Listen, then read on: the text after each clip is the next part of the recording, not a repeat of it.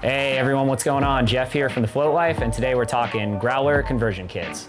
So if you guys already got your Growler hybrid conversion kit and you're just looking for instructions on how to build it, go ahead and go down to the description and we'll have a timestamp in there. You can just fast forward right to it. But for those of you that don't know what a Growler is, you want to learn a little bit more, let me break it down for you. So there's really two main one wheels that most people ride. We have the one wheel pint. Right here, as you can tell, nice and light. This is the newer model. It's 950 bucks, it's smaller, it's lighter weight, it's real zippy. The only issue with the pint, couple things, speed and range are the two main ones. And being a smaller platform, if you have normal to larger size feet, it can feel a little bit small for you. So we've also got the XR. This is the big daddy right here. So 1,800 bucks. This is the tried and true right here. This is the top of the line model. Real wide, nice platform on it.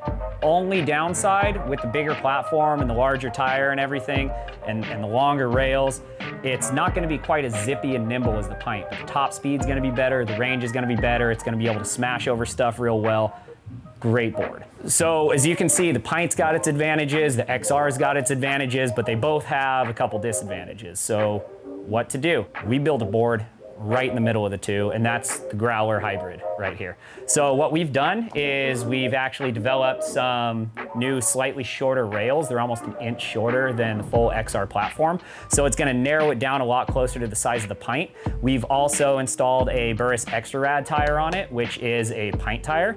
And so that's gonna bring the platform in, lower the swing weight, drop the center of gravity down, make it a lot more nimble like a pint. But being on the XR platform like this, you're gonna have that top speed of the XR, you're gonna have that higher pushback of the XR, and you're also gonna have all of the range of the XR and all the customizable options that you can get on the XR too. So sort of like the perfect blend, best of both worlds.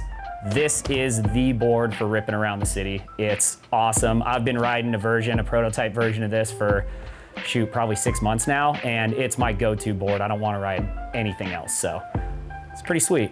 So here's what to expect when you order your Growler kit. First things first, you're gonna get the special homebrew rails in Growler size. These suckers are sweet. So we made them out of a 7075 aircraft grade aluminum. So it's pretty much the highest quality machining aluminum you can get. It's gonna be steel strength with the lightness of aluminum. It's awesome. So with this Growler kit, we went for the Type 2 black anodizing on them. They're gonna have deeper threads that are actually CNC roll tapped instead of cut tapped, so they're gonna be extra strong, so very, very difficult to strip out. There's also 400 series hardened stainless steel inserts on the rear foot pad, so you definitely can't strip those suckers out. We've also deleted the vestigial center vent hole for increased strength and resistance to bending. This is an old relic from the V1 days, back before the Hypercore motor, when it needed venting out of the center. Since the development of the Hypercore, this is no longer needed. As you can see on the pint, there's only 2 holes, so we got rid of it for the Growler hybrid. We also have tighter tolerances of the axle bolt holes in order to quiet the movement and noises, so that means no squeaks. You'll also get some custom one-piece sidekicks that are clear, with a black on black logo right here. So these will protect your brand new homebrew rails from any scratches or dents or dings, so you keep it looking nice. You'll also get this sweet little custom TheFloatLife badge to toss on your board. The tried and true V3 float plates in Tiffany blue. Some matching fender deletes also in Tiffany blue. Oh, everyone's favorite Burris collaboration extra rad tire. And of course, the #1 foot pad on the market, the Cush High. Oh. So all that together is actually a $583 value if you buy it separately. If you pick it up with the Growler conversion kit, only 420 bucks, so absolutely a great deal. All you have to do is supply your own XR and you can have a Growler. All right, so your Growler kit just showed up in the mail. First thing you need to do is take your XR apart. I don't want to bore you guys with how to do everything, but it's literally just take every single screw out of it for the most part and get the rails off of it, because what we need is we need the battery, the motor, and the controller module. Well, that was easy. So once your board's fully disassembled, there's a few parts that you want. You want to make sure you hang on to your front foot pad, both your bumpers, your controller module, your battery, your motor, and all your screws. So once you have all that, First thing you want to do is swap your tire over to the Burris Extra Rad. So if you guys haven't swapped a tire yet, go ahead and check out our tire change tutorial. You can find the link to it down in the description of this video. Pretty easy stuff, but it's a little bit tricky with the Extra Rad, putting it on the XR hub. Right when you're going to set the first bead, you may need to squeeze the tire a little bit in order to get them to seal so that you can start inflating it. But just play around with it a little bit. Shouldn't be that hard for you. So once your tire's installed, you can start building this board back up. And start with your rails. So pick any rail, doesn't matter. For this one, I'm grabbing the badge side rail. And start with your controller module. Just plug it right in. And you want to make sure that you line up the button and that the top screw holes and the bottom screw holes are all lined up. Then you want to take a short screw and drop it in. And you want to just get all the screws finger tight for now. You don't want to tighten them down all the way. You want to leave a little bit of play so that we can readjust stuff while we assemble. Take your other rail, get it installed the exact same way on the other side. Line up those holes and drop another small screw in there and just get it finger tight. Now we're gonna do the exact same thing, but with the battery module this time. Should just slide right in. And you wanna align the holes, and then we'll drop a short screw in right here in the center thread. And again, you just wanna do these ones finger tight. You don't wanna crank them down yet.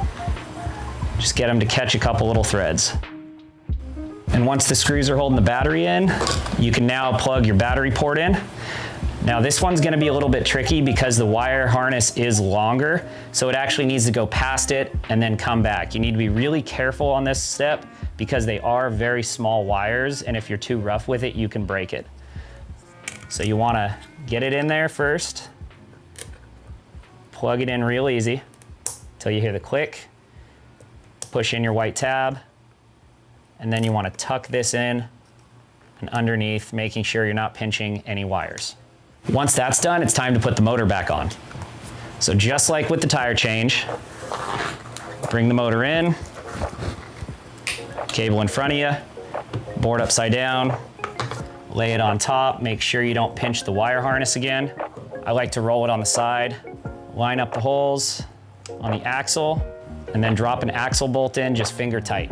Get a couple of threads to catch, and that's all you want. You definitely don't want to tighten it down too much at this point. Just finger tight is perfect. Flip it over and get the other side. Now plug in the motor port. Get it to snap. And plug in the hall sensor barrel plug. Now we're ready to install the axle cover. That's the one with the two little small Phillips head screws. Now it's time for the trickiest part of this whole install, trimming the controller port cover. It's not that hard, real easy, but you need to make sure that you measure it right out of the gate. So what you want to do first off is dry fit it right here and see what parts it's hitting. So you'll be able to notice that it hits both the motor plug and it hits the battery plug. So what you want to do is lay it in there, and you'll notice it hits the motor plug on the side right here. So take a Sharpie, or any pen really, and make a mark vertically, and then across. So by doing that, that'll give us enough clearance to clear the motor plug. And flip it around, and you'll see on the battery plug side, it needs to clear both the side, just like on the other side, but it also needs to clear over here as well. So we'll mark the side just like we did on the opposite side, up and over.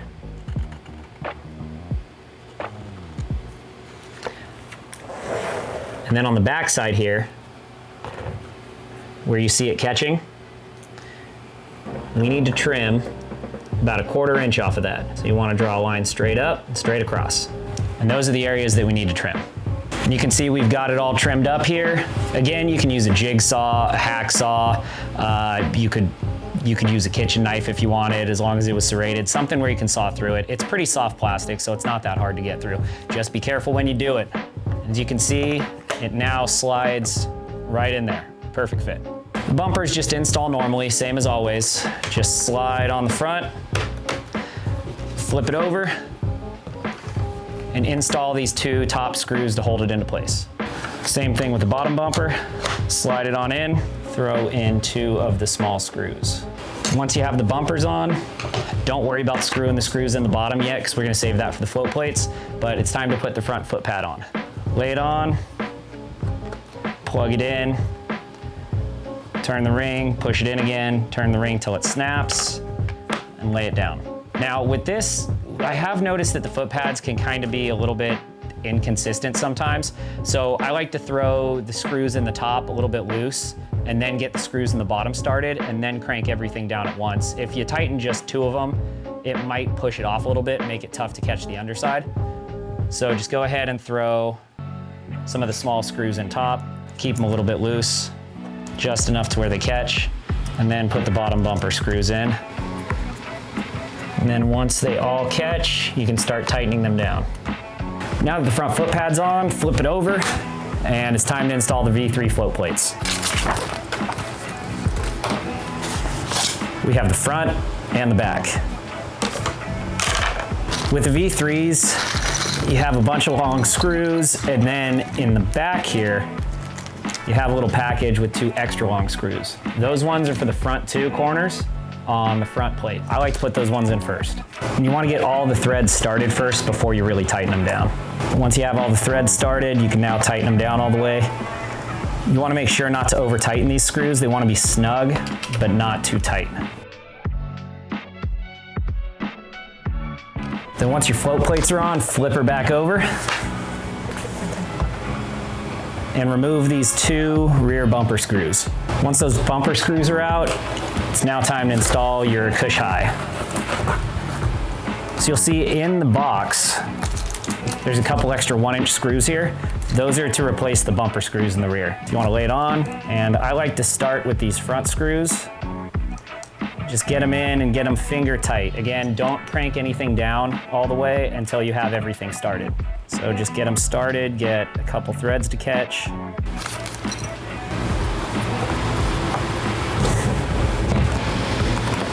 And once all the threads catch, you can now tighten them down all the way.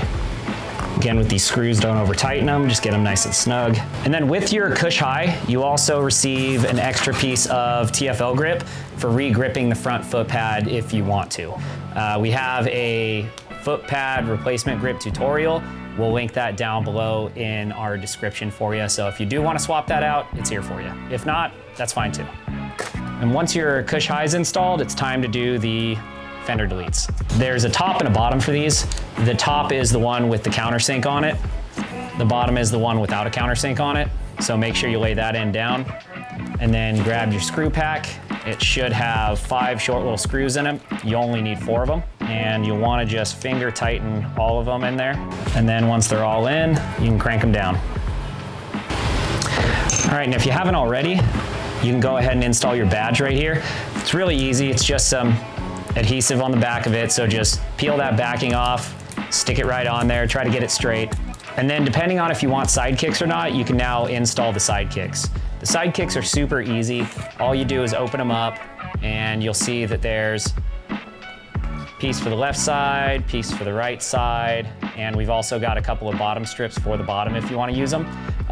They are a little bit longer so that you can use them with a XR with a plus bumper on it. If you wanted to do that sort of conversion, you're more than welcome to. If you're doing just straight XR, you might have to trim them up a little bit in order to get them to fit perfect, but you can see they just lay right in there. You should measure it, take a pair of scissors, just give them a little trim. They'll fit perfect if you're gonna use the bottoms.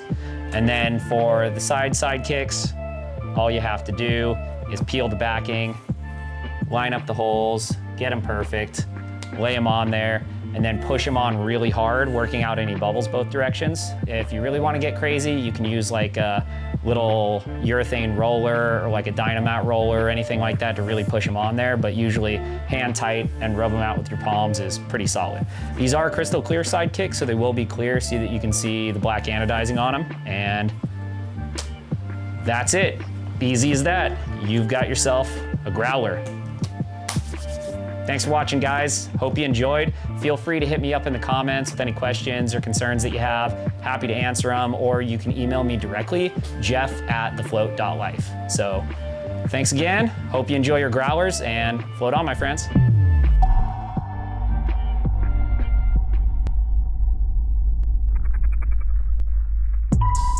Oh, you stoked to go ride? I'm stoked to go ride. I'm gonna go ride. You should too. But if you're not, definitely subscribe to our channel or check out one of these two videos. I'm gonna go get my stride on.